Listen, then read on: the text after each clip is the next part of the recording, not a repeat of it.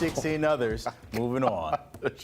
We're going to put that to bed, Coach. Yeah. Let's look forward. Let's look ahead towards the 16 teams that will be playing come Thursday, Friday, when the Sweet 16 begins. And we're going to have a chance to re-rank all 16 teams. You being the expert, we're going to start at number 16. I was surprised here to see this Michigan State in last place. There's really no last place at the end of the day. All 16 of these teams are good.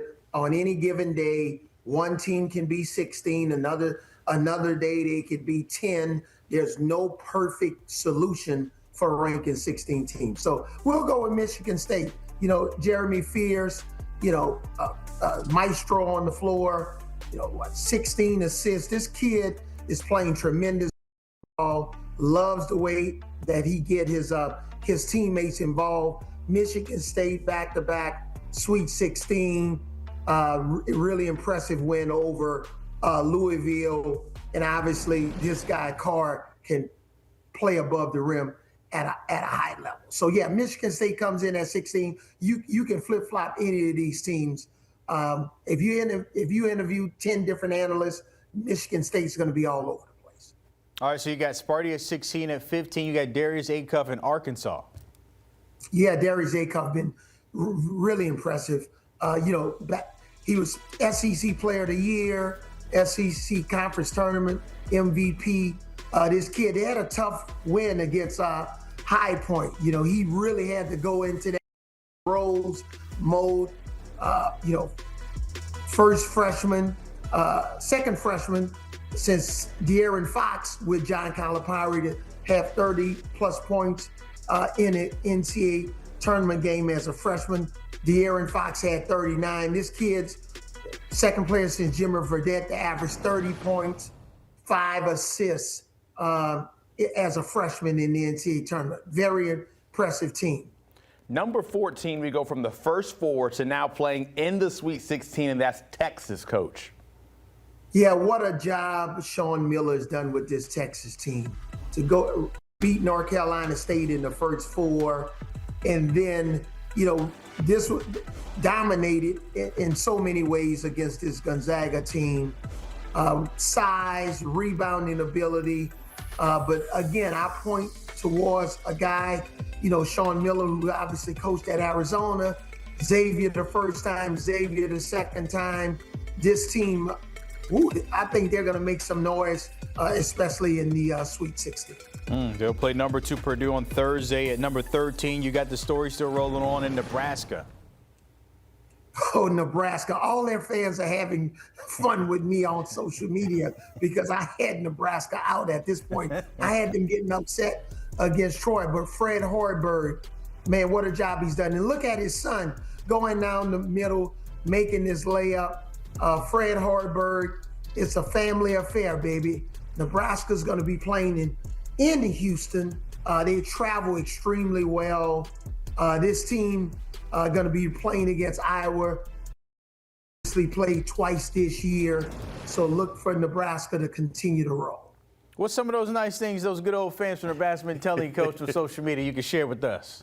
Some of it's not repeatable. Nothing at all? No, they just told me, how conflicted I am in some of my analysis and how I was wrong about their team. Yeah, that's the PG way up Yeah. there. That's it. Now it's birthday week for you now, Coach. So, you can say whatever you want to now at this time of day because it is your time to shine. Let's move on to number 12, though, because Purdue started with all the hype to start the year. Now they're still dancing, and here they are at 12. Yeah, they're still dancing. Very impressive team. Brayton, my record for single season assists in the season. I congratulated him yesterday live on CBS Sports HQ. What an impressive player. I just love the way he just manipulates the defense on the floor. This team has a tremendous amount of pressure. Look at this pass. I used to do that when I was in college.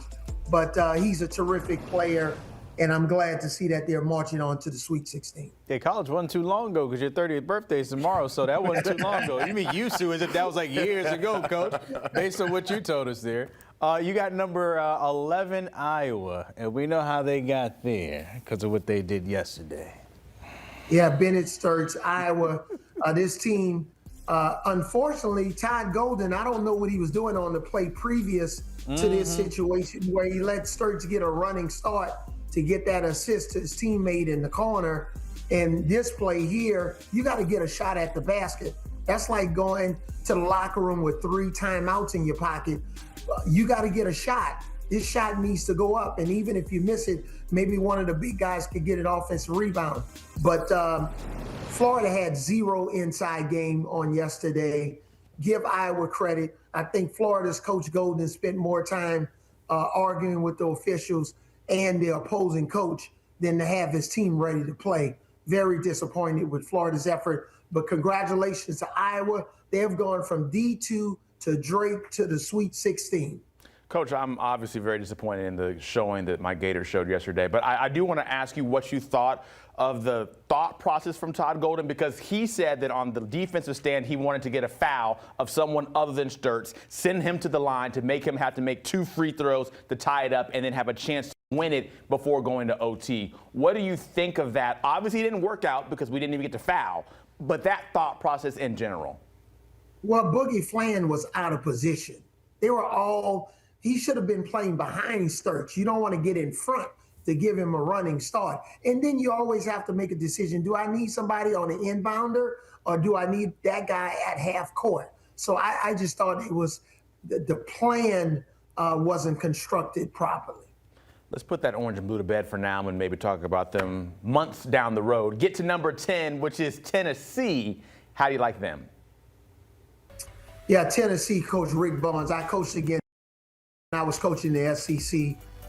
Nate made some really bonehead plays trying to inbound the ball against Virginia. Their press offense wasn't very good at all, but terrific hard-nosed defensive team. They play the right way. They beat a terrific Virginia team. And Tennessee, the Vols march on to the Sweet 16. And then number 9, you got in the Fighting Illini coming out of there. Your thoughts on them?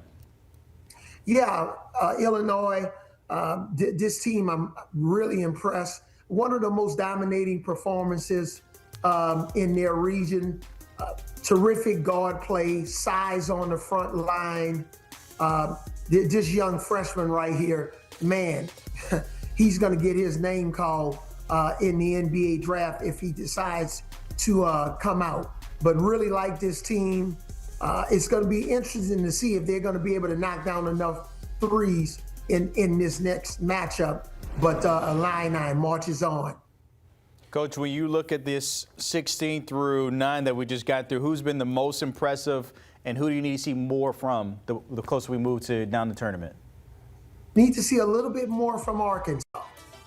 Need to see a little bit more from them. Just being ready to play early in games.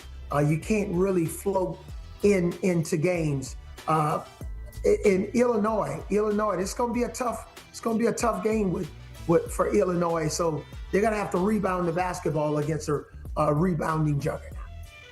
16 through 9 we just did. We, of course, have 8 through 1 that we will tap in a little bit, Coach. So I know we will see you in just a second when we come back from the other side of this break as we keep things going and hit up some of the bigger dogs like Arizona, Duke, Michigan, those 1 seeds who are still alive and dancing. Where do they fall within the re-ranking of the top Sweet 16 teams? We'll give you that answer when you come back.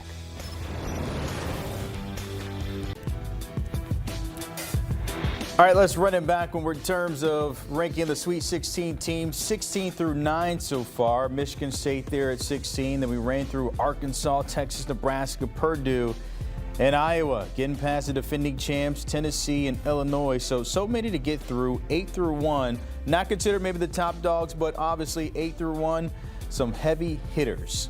Want to bring in the coach, Avery Johnson, back with us here to dial back into it. At number 8, Coach, you got a 2-time champ at UCONN. Yeah, UConn, Alex Caravan, who had 27 points in that win against UCLA. Outstanding team, well-coached team, Dan Hurley. Mick Cronin from UCLA after the game said, I need $5 million to compete and really take my team to the next level. But Alex Caravan was outstanding. This team plays the right way. One of the things that Coach Dan Hurley said is that his fan base is going to be cheering for St. John's, and he hoped they're cheering for him because they want to get on a collision course for what he calls a bloodbath, hopefully in the Elite Eight. But we'll see what happens. But this is a terrific team, and they're marching on to the Sweet 16. Speaking of that, Coach, how has this team kind of grown in your eyes? Because the last time we saw them against St. John's, we saw it was one-sided between the two. But how have they grown through these last couple of games of the tournament to this point? Well, it's just guard play. Whenever you can take care of the basketball, ball security. And they were going up against a really outstanding point guard in Donovan Dent from UCLA. So when your guards, we could talk about bigs all we want, but, take care of the basketball, get the ball to the shooters on time, on target, which they did with Alex Caravan, and then that can lead to success.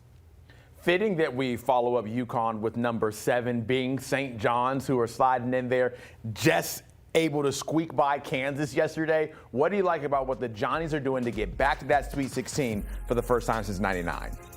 Man, they started off this game against Kansas really hot from the three-point line, and then they got three-point happy, and they started shooting blanks. It's funny, I wish I could show you a screenshot of this, but I'm not going to do it. Just take my word for it. I texted the #1 booster for St. John's at halftime from my flight, and I said, please tell Dylan Darling to cut to the basket or drive to the basket when he catches the ball and stop settling for threes. And it's funny, at the end of the game, Darling scores on a daring drive to the basket, and that same booster just texted me and said, boom, you were right. I delivered the message. Yeah. So exciting for St. John's. Darling was struggling the entire game. He had the mental tenacity and confidence to want the ball. He asked Rick Pitino to run that play for him. And what a win for the St. John's. And man, St. John's had an incredible following from their fan base from New York to San Diego. That was very impressive. Now you get to take on Duke, 7:10 Eastern on Friday up in D.C. What are you expecting that game to be like? Because you go from a juggernaut in Kansas from a program history standpoint to the same thing now with Duke. Well, my bracket on this side of the bracket is looking extremely well. I predicted this matchup with St. John's and Duke. Man, Ejiofor and Boozer, man, that's must-see TV. It's going to be real physical inside. All of the boys stay home because this is going to be a grown man's game. I can see those guys really, banging, in the physicality of that game. It's going to be one that you're going to must-see TV. All right, we're getting into your top 6 now. At number 6, you got Alabama, your old stomping grounds, taking care of Texas Tech yesterday. Yeah, Texas Tech obviously was down, their best player, but Alabama was lights out from 3. They made 19 threes. If Alabama's making threes like this, you can basically just go home. They made 5 threes last year against BYU in the NCAA tournament, but JT Toppin not in lineup against this team, which would help them both defensively and offensively. Just too much offense from this Alabama team, who was missing their starting guard, Aiden Holloway, who has some problems, obviously, off the floor. Fitting that, sorry, go ahead. No, go ahead. Fitting that we go from Alabama to Michigan, given the fact that they'll play each other. So at number 5, you have the Wolverines, who look so impressive against St. Louis in their Sweet 16 game on Saturday. How scary is this Michigan team that's blown out so many? Yeah, this team is really scary. Yaxel Lindenboer, terrific, player. This is a really complete team. And especially when they're defending the three-point line.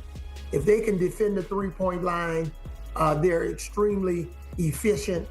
They're an elite all-around team, both offensively and defensively. 10th in Division I in scoring, terrific rebounding team, and just no easy looks. And they're not going to give any easy looks. But Michigan, they marches on. Size, coaching, Dusty May does a terrific job with this team.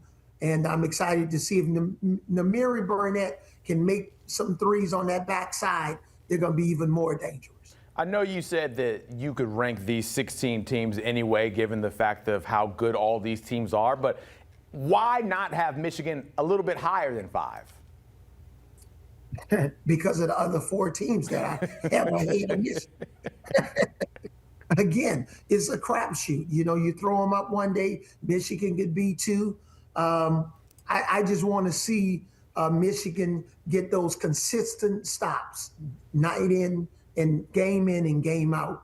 And remember, this team blew out teams. There was a stretch, 5 to 7 game stretch, where Michigan was blowing out teams by 30 or more points during the regular season. Gonzaga was one of them. So watch out. We'll see what happens in the Sweet 16.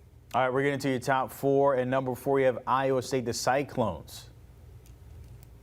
How impressed are you with the Cyclones, especially without Joshua Jefferson, to just annihilate and dominate a Kentucky team that supposedly have one of the most expensive rosters in all of basketball? And they did it by only shooting like 12% in the first half from the 3-point line.